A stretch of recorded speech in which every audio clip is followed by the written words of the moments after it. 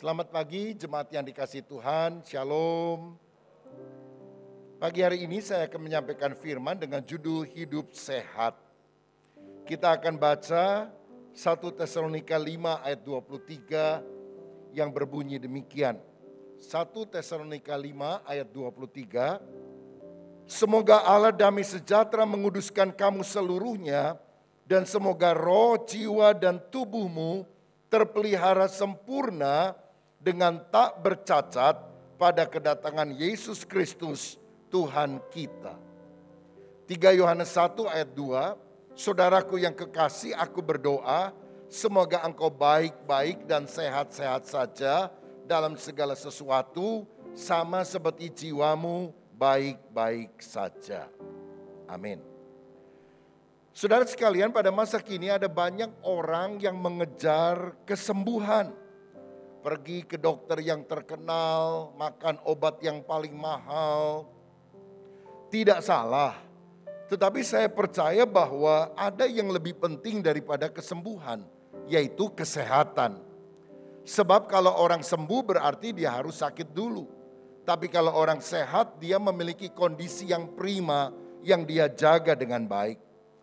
Dan saya percaya bahwa menjaga kesehatan adalah tanggung jawab kita.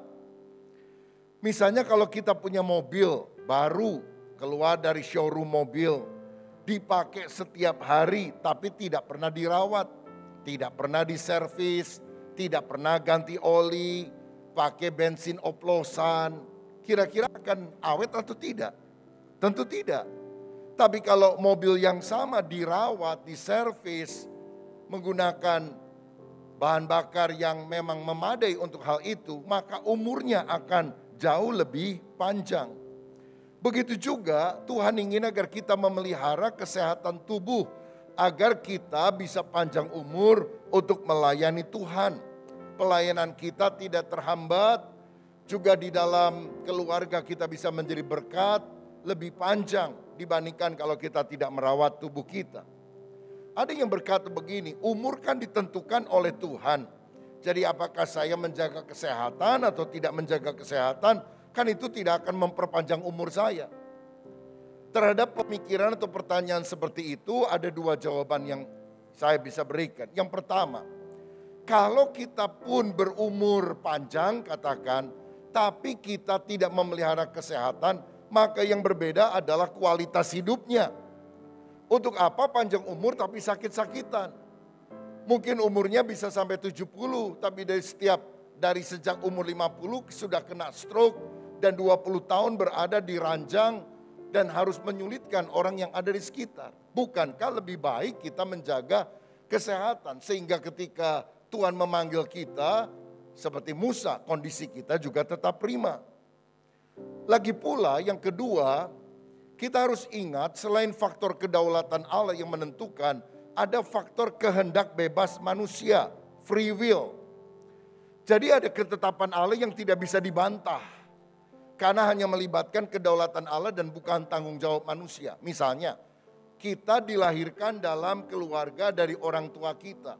Mengapa kita dilahirkan di London menjadi anaknya Putri Elizabeth misalnya? Itu semua adalah kedaulatan Allah.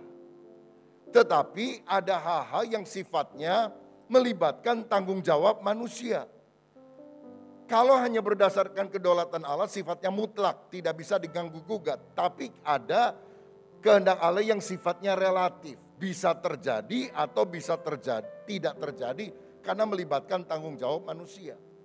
Tuhan ingin semua manusia diselamatkan misalnya. Tapi Tuhan juga memberikan kehendak bebas apakah kita mau menerima atau menolak Kristus dengan konsekuensinya masing-masing.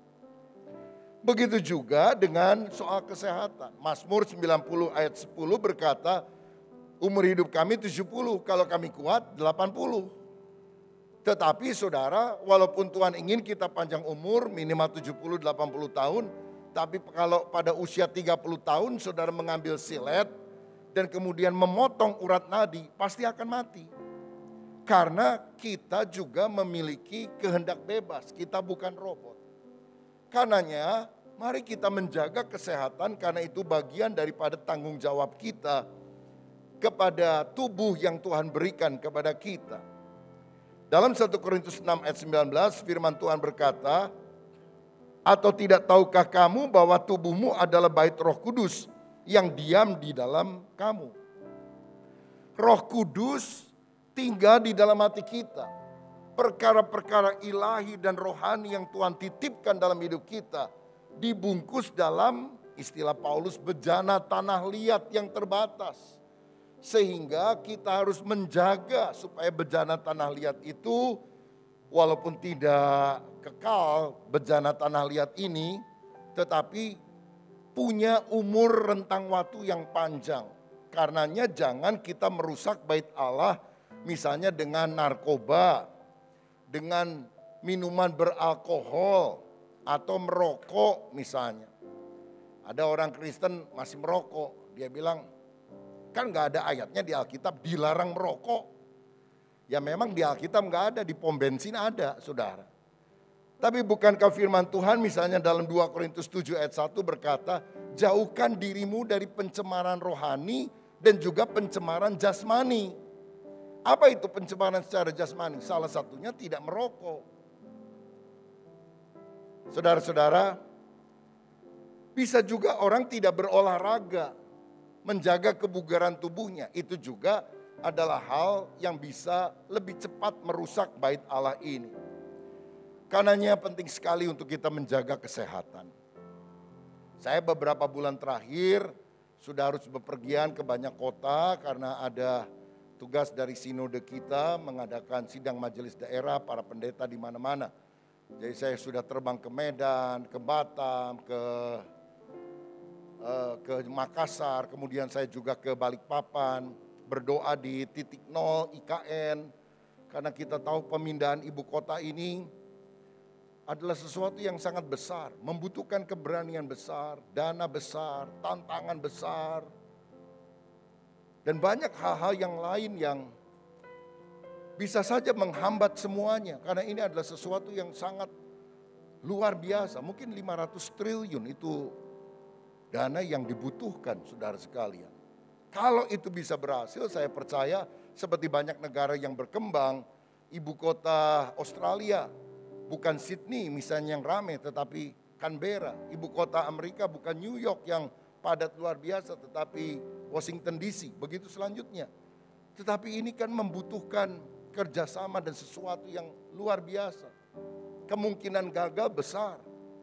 Karena itu sebagai bagian dari umat Tuhan saya juga berdoa di sana.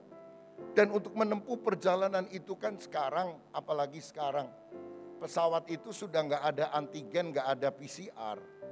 Saudara, buat saya waktu yang lalu lebih rasa aman kalau naik pesawat pakai antigen atau PCR dulu. Karena saya tahu, sebelah saya negatif. Tapi sekarang padat loh, dari paling depan sampai paling belakang itu padat semuanya. Dan kita nggak tahu sebelah kita ini mungkin positif dan sebagainya. Jadi bagaimana? Ya saya harus pakai masker rangkap 2 misalnya. Kemudian ketika disodori makanan atau minuman, ya lebih baik saya bawa saudara sekalian. Saya nggak makan dan minum di dalam pesawat. Nah ini repotnya kalau perjalanan yang jauh. Kalau misalnya 5 jam dan sebagainya kan mungkin bisa lapar. Nah mungkin dalam situasi itu kita lihat kiri kanan mereka makan duluan, udah pakai masker semuanya kita baru makan. Bukan berarti kita takut terhadap hal-hal semacam itu. Tetapi Tuhan juga memberikan hikmat kepada kita. Tentu doa adalah hal yang sangat penting. Ada orang sudah rapi sekali menjaga kesehatan juga tetap kena saudara sekalian. Tetapi dalam situasi ini ingat bahwa COVID itu akan menjadi endemi bukan hilang. Akan ada bersama dengan kita. Dan wah syukur bukan pandemi lagi tapi jadi endemi. Saudara mesti ngerti. Begitu jadi endemi, saudara sakit nggak dibayarin sama pemerintah. Itu konsekuensinya. Dan saudara harus ngerti bahwa ya udah, kalau kuat udah divaksin, sehat, kalau enggak ya meninggal. Kira-kira begitu. Ya. Survival for the fittest, siapa yang kuat itu yang menang, yang enggak ya udah meninggal. Jadi tetap setiap pengambilan keputusan itu ada resiko dan konsekuensinya. Dan saya rasa bahwa pemerintah juga memikirkan matang-matang setiap keputusan karena ada konsekuensi masing-masing. Karena itu terpulang kepada kita, jaga kesehatan agar dipakai Tuhan lebih maksimal. Dan di masa pandemi COVID ini pakai masker, sering cuci tangan, pakai sabun, jauhi kerumunan, divaksin lengkap. Ya, kalau sudah 2 kali ya di booster saudara sekalian supaya 3 kali. Ya ada orang-orang mungkin di daerah sini, kota, kabupaten yang nggak mau divaksin, ya nggak apa-apa gitu saudara. Tapi nanti kalau mau bepergian waktu lebaran susah karena harus nanti dicegat-cegat mana udah PCR atau belum. Jadi sebaiknya kita memang mengikuti hal-hal yang sifatnya baik untuk masyarakat banyak. Karena itu adalah tanggung jawab kita untuk memelihara kesehatan tubuh dengan baik. Nah sekarang bagaimana supaya kita bisa hidup sehat? Yang pertama kita harus benahi pola makan. Saudara ingat dosa pertama itu gara-gara apa? Makanan. Hawa melihat buah lalu makan. Padahal yang lain itu banyak yang boleh dimakan. Cuma satu itu yang gak boleh dimakan. Ya dasar rakus, serakah. Yang gak boleh itu yang dia ambil. Yang gak boleh itu dia makan. Jadi dosa pertama terjadi itu kaitannya erat dengan soal makanan. Nah tetapi saya membaca satu tokoh bernama Daniel. Ketika dia menjadi budak di istana Nebukadnezar, kerajaan Babel. Disodori makanan-makanan bergizi. Makanan-makanan yang enak, makanan raja. Tentu makanan yang luar biasa.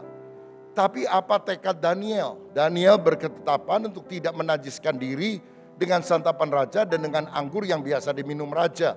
Dimintanyalah kepada pemimpin pegawai istana itu supaya ia tak usah menajiskan diri. Lalu ayat 12 dia bilang, adakanlah pencobaan dengan hamba-hambamu selama 10 hari. Dan biarlah kami diberikan sayur untuk dimakan dan air untuk diminum. Ayat 15, setelah lewat 10 hari, ternyata perawakan mereka lebih baik dan mereka kelihatan lebih gemuk daripada semua orang muda yang telah makan dari santapan raja. Saya percaya walaupun kita makan sederhana, tapi hati penuh dengan damai sejahtera, takut akan Tuhan, itu jadi 4 sehat, 5 sempurna, 6 kenyang, saudara. Tapi walaupun makanan berlimpah-limpah, hati penuh dengan kekesalan satu dengan yang lain, hidup gak takut akan Tuhan, itu bisa gak jadi berkat loh. Dia makan sayur saja tapi lebih gemuk, lebih sehat daripada yang lain. Ada orang bilang, oh kalau sayur aja mah pegang, kurus. Siapa bilang? Gajah aja makan sayur gemuk saudara. Sapi aja makan rumput gemuk tuh. Sapi kan gak pernah makan daging. Nah tentu di dalam ilmu gizi ini ada penjelasannya. Tapi yang jelas kalau kita makan makanan yang sehat, maka kesehatan tubuh juga Tuhan akan berikan kepada kita. Saya membaca di dalam Alkitab bahwa pertama-tama yang Tuhan berikan kepada manusia untuk dimakan itu adalah sayuran, biji-bijian dan buah-buahan. Kejadian 1 ayat 29 berkata demikian. Berfirmanlah Allah, lihatlah aku memberikan kepadamu segala tumbuh-tumbuhan yang berbiji di seluruh bumi. Dan segala pohon-pohonan yang buahnya berbiji, itulah yang akan menjadi makananmu. Jadi pertama-tama Tuhan bilang yang kamu makan itu adalah buah-buahan, biji-bijian, sayur-sayuran. Nah tetapi di kemudian hari, khususnya setelah bencana air bah pada zaman Nuh, ada tambahan menu yang bisa dimakan oleh manusia. Coba lihat Kejadian 9 ayat 1. Segala yang bergerak, ayat 3 ya, yang hidup akan menjadi makananmu. Aku telah memberikan semuanya itu kepadamu seperti juga tumbuh-tumbuhan hijau. Artinya pertama-tama makanan kita tumbuh-tumbuhan hijau, buah-buahan, biji-bijian. Tapi kemudian setelah air bah, daging binatang yang bergerak, yang hidup akan menjadi makananmu. Kecuali ayat 4 Tuhan bilang, darah jangan kamu makan. Jadi ini ada aturannya. Ada biji-bijian, buah-buahan, sayur-sayuran. Tapi kemudian boleh daging. Kecuali darah jangan kamu makan. Tapi kemudian di dalam hukum Taurat, daging yang boleh dimakan itu juga dibagi dua. Yaitu yang sifatnya halal dan ada yang haram. Binatang halal misalnya boleh makan sapi, makan kambing, makan ikan sungai, boleh makan ikan laut. Tapi ada juga aturan di dalam imamat misalnya binatang haram, babi, kepiting, udang, kerang. Kenapa? Karena mereka biasanya makan makanan yang kotor, yang busuk, makan sampah.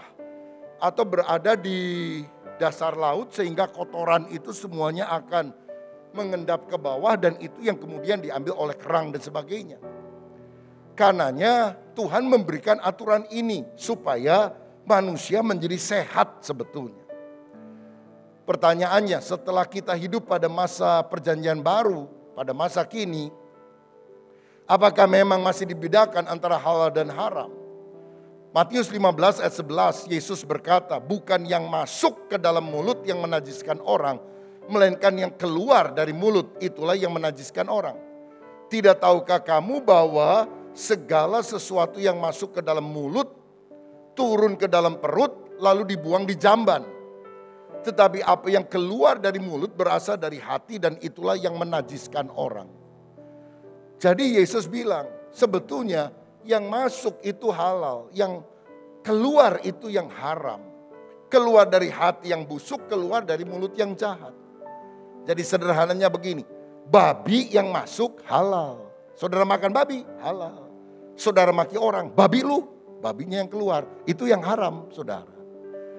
Karena sebetulnya di dalam perjanjian lama, halal dan haram itu menjadi sebuah contoh alat peraga untuk kita bisa membedakan antara hal-hal yang berkenan, yang boleh dilakukan, dan juga hal yang tidak berkenan. Jadi sebetulnya sikap hati kita yang Tuhan lebih lihat daripada sekedar apa yang kita makan atau minum.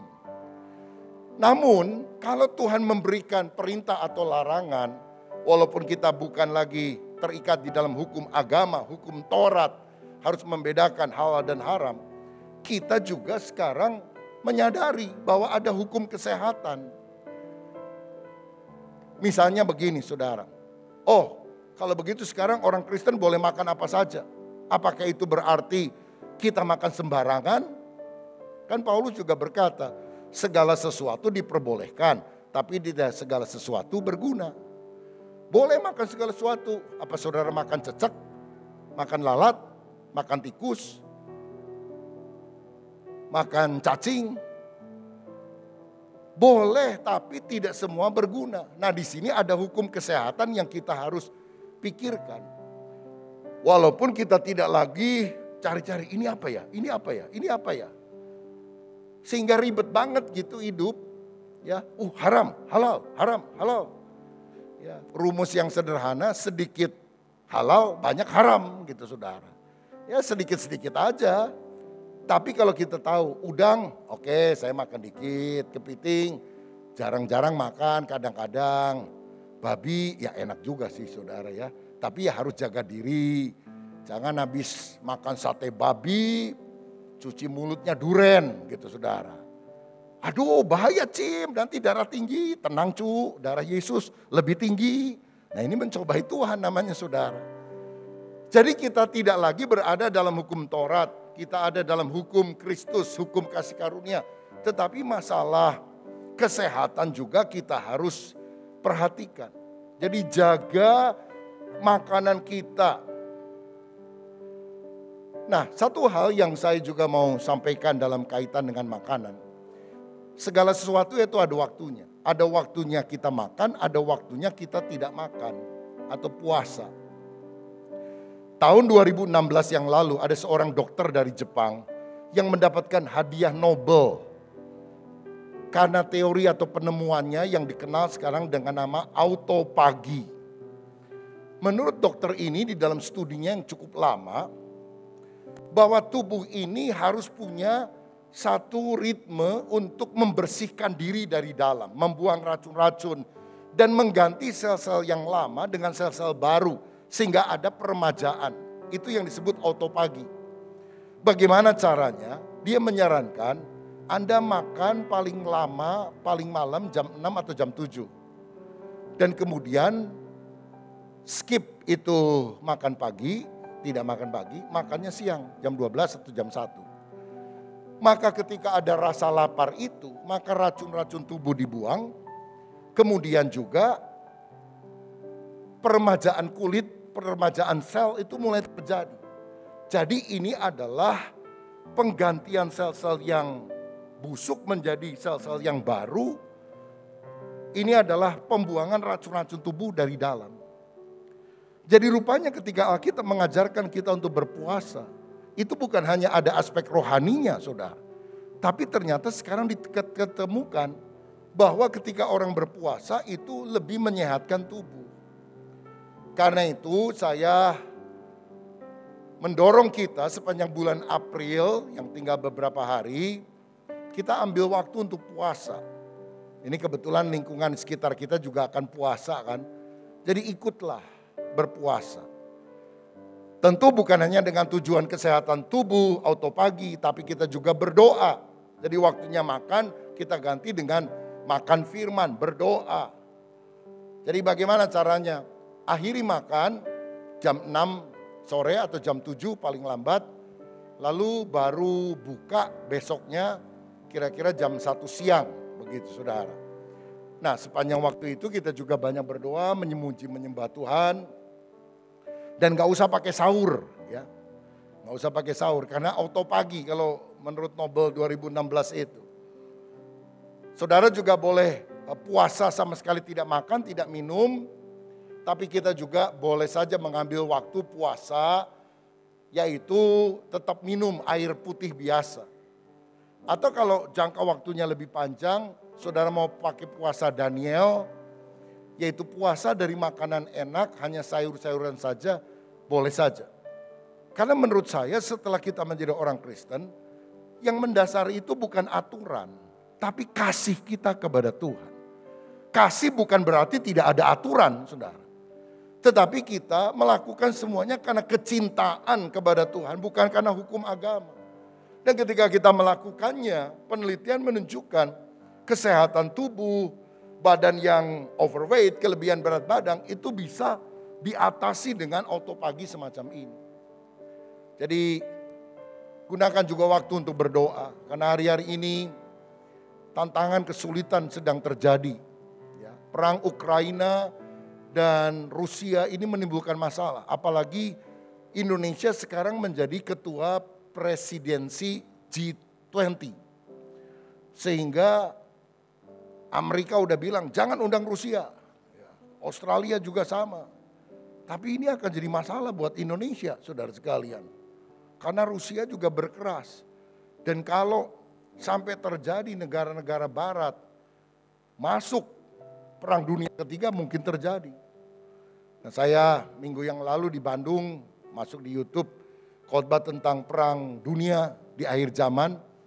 Saya lihat di dalam Yeskiel 38-39 itu disebut tentang perang Gog dan Magog. Lalu yang kedua Wahyu 16 ada perang Harmagedon, saudara. Selama Israel belum ditarik-tarik, gak akan jadi perang dunia ketiga. Seperti yang dinubuatkan oleh Alkitab. Tapi kalau Israel sudah ditarik-tarik itu akan jadi masalah. Itu akan menimbulkan perang dunia ketiga yang Alkitab bilang perang Gog dan Magog. Kemungkinan Gog dan dari tanah Magog itu adalah Rusia yang berasal dari negara-negara bekas Uni Soviet. Akan bekerja sama dengan Betogarma, Turki, dengan Persia, Iran, dengan banyak negara yang lain. Dan itu akan menjepit Israel. Ya kalau saudara ingin dengarkan bisa klik di YouTube nanti perang dunia di akhir zaman. Supaya kita tahu juga wawasan gimana. Siapa yang gak akan perang, gak akan dukung Rusia. Siapa yang akan dukung. Bagaimana kita bersikap. Jadi kita harus tahu peta zamannya gimana, di mana kita berada. Nah tapi situasi ini perlu didoakan saudara. Eskalasi politik Indonesia makin meningkat. Karena tahun depan ini kita sudah mulai masuk kepada pilkada, pilpres. Tentu ada persiapan-persiapannya yang dilakukan untuk 2024 yang akan datang. Ya kemudian juga ada ujaran-ujaran kebencian yang mulai muncul dari berbagai pihak. Kita perlu doakan supaya Indonesia penuh dengan damai sejahtera. Saya percaya kemenangan di alam roh akan menentukan kemenangan di alam nyata. Amin. Itu sebabnya doa dan puasa adalah hal yang sangat penting, saudara, untuk kita lakukan. Jadi ada waktunya makan, ada waktunya kita puasa. Jadi gunakan sepanjang April ini untuk tujuan rohani juga. Yang pertama tadi kita harus benahi pola makan. Ya, itu yang pertama. B yang kedua adalah berolahraga dan juga bekerja. Dalam Kejadian 2 ayat 15 dikatakan Tuhan Allah mengambil manusia itu dan menempatkannya dalam Taman Eden untuk mengusahakan dan memelihara taman itu. Itu artinya Adam dan Hawa harus bekerja, saudara. Itu kan taman gede banget. Mereka harus mengerjakan berdua loh saudara awalnya. Untuk pada waktu itu orang tidak merasa lelah. Karena pakai tubuh yang beda dengan tubuh yang sekarang. Tapi itu berarti kita harus menggunakan tubuh kita. Kita harus bekerja. Kita harus menggunakan tubuh. Kita juga harus berolahraga. Maksud saya begini. Kalau orang kerjanya di kantor, banyak duduk, lihat laptop, maka dia kan jarang bekerja. Jarang bergerak maksud saya. Kerjanya ya duduk, maka dia harus imbangi dengan olahraga. Dia harus menggerakkan badan, stretching, dia harus jalan, mungkin naik sepeda. Kalau nggak mau naik sepeda keluar ya naik sepeda statis dan sebagainya. Supaya kita bisa mengatur pola kehidupan. Ya. Juga untuk mengencangkan otot yang ada, angkat barbel dengan tangan kiri dan kanan. Aduh saya emang gak punya barbel. Itulah botol aqua yang gede, kiri kanan, angkat-angkat saudara, sama berat juga. Tapi kalau saudara misalnya memang sudah bekerja di luar, ya udah gak apa-apa, itu merupakan bagian daripada olahraga.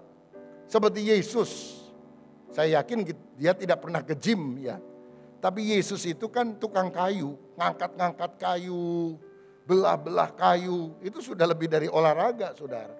Dia juga pelayanan sering jalan kaki, naik gunung.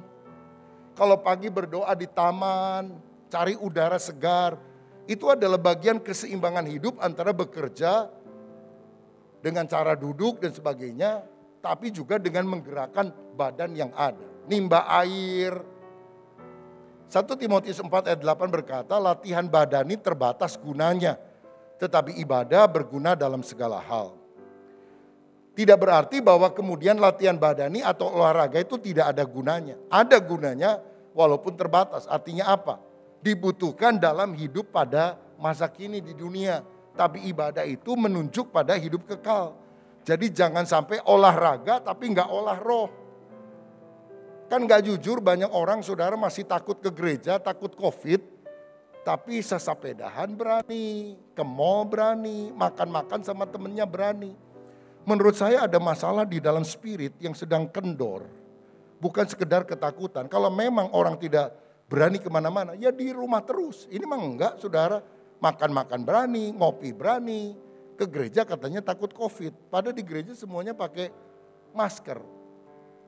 Nah jadi ini yang kita perlu lakukan. Dan yang terakhir, yang ketiga, beristirahat. Refreshing. Kejadian 20 ayat 9. 6 hari lamanya engkau akan bekerja dan melakukan segala pekerjaanmu. Tetapi hari ke-7 adalah hari Sabat. Tuhan mengajarkan dalam 7 hari ada 1 hari perhentian. Di mana kita harus rest, berhenti bekerja.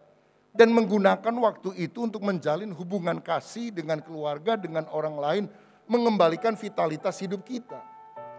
Tuhan bekerja 6 hari. Pada hari ke-7 dia beristirahat. Dan menguduskan ciptaannya. Bahkan di dalam Markus 6 ayat 31. Firman Tuhan berkata, marilah kita ke tempat yang sunyi. Supaya kita sendirian dan beristirahatlah seketika. Yesus saja ada istirahatnya loh saudara. Tuhan kerja 6 hari.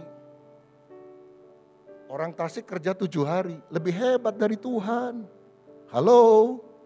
Jangan merasa lebih hebat dari Tuhan. Yesus saja istirahat saudara. Saya rasa kita tidak bertanggung jawab kalau kita tidak mengelola kehidupan dengan baik. Refreshing, berlibur dengan keluarga adalah sesuatu yang harus diupayakan, bukan dosa. Malah kalau kita kerja terus gak ada akhirnya, itu adalah sesuatu yang melanggar apa yang Tuhan tetapkan. Karena Tuhan ingin kita bukan hanya jadi mesin pencetak uang. Tuhan ingin agar kita menjadi manusia yang mengalami kebahagiaan penuh di dalam kehidupan. Karena anak-anak saya ke Australia, sekolah di Australia dan kita juga ada sekolah teologi di sana, saya kan sering ke Australia. Saya perhatikan orang-orang Australia, orang bule itu agak beda dengan orang timur. Banyak orang Chinese misalnya pindah ke Australia lalu kerja di sana. Karena biasanya orang Australia karena mereka itu gajinya kadang harian, kadang mingguan, saudara. Ya jaranglah yang gajinya itu bulanan. Nah karena gajinya itu mingguan, biasanya gini, mereka kerja dari Senin sampai Jumat, lalu Sabtu Minggu mereka habiskan uangnya. Untuk makan-makan, untuk ke bar, untuk minum alkohol dan sebagainya. Lalu kan orang Asia tanya, kamu kok nggak nabung? Weh ngapain? Saya kan kerja untuk dinikmati. Tapi orang Asia nggak suka begitu. Dia kerja dari Senin sampai Senin, saudara. Karena bagi orang Asia, menikmati itu adalah ketika melihat nilai uang di tabungannya tambah banyak. Itu adalah hiburan buat dia, saudara. Ya, jadi kalau orang bule itu kan enjoy, happy life. Ngapain lu Asia kok kerja terus? Ya saya menikmatinya, lihat ini nomor angka di akun saya makin lama makin banyak. Saya waktu pertama ke Australia itu tahun 90. Ikut seminar yang mulai jam 9 pagi sampai setengah 4. Setengah 5 semua mall, toko dan semuanya tutup. Waduh, jadi itu ikut seminar 3 minggu saudara. Saya pikir bisa gak kemana-mana ini, gak lihat apa-apa ini. Karena begitu udah selesai seminar udah tutup semua. Ya untunglah dari pihak tuan rumah mengerti, jadi ada hari tertentu sampai setengah hari jam 12 lalu kita disuruh jalan-jalan begitu saudara. Tapi sekarang banyak tempat di Australia ada late night shopping namanya. Orang bisa shopping sampai jam 9 malam. Kenapa? Asia yang menguasai. Kalau orang Asia mah nggak ada capeknya saudara, buka terus, luar biasa. Tapi apakah itu tidak akan membawa kehampaan hidup?